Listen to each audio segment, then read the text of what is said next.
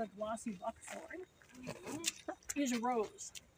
A rose is another one of our compound-leaved plants. So this is a one leaf with a bunch of leaflets. Of course, it's got little thorns all over it. You can see a couple on the back there.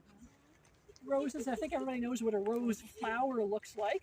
And when the flower goes to seed, it produces this fruit. This is our non-native rugose rose. That's crab apples are that size or smaller. This is a huge rose hip. Our native rose hips are a lot smaller. But rose hips, when they're ripe, are edible. They're high in vitamin C. I wait until after the first frost to harvest them when they get a little bit sweeter. But there's a catch. Anybody here ever hear of itching powder? I know you've heard of it.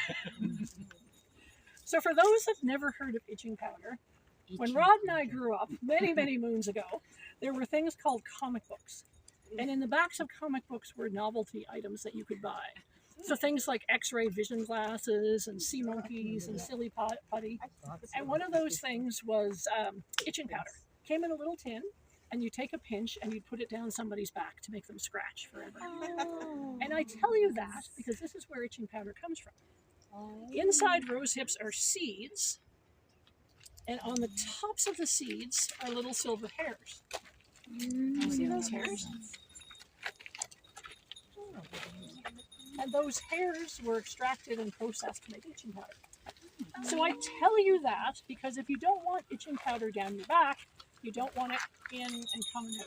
Can I just leave you with that image? Everybody following me there? So again, like many things that we've talked about, you know, a handful of seeds isn't going to hurt you. These large rugose roses, it's really easy to scrape the seeds out, and you're left with something, if this were ripe, left with something that you can use. I mostly use our native Virginia roses, which are much, much smaller hips than these, and I just process them as a jelly or a tea.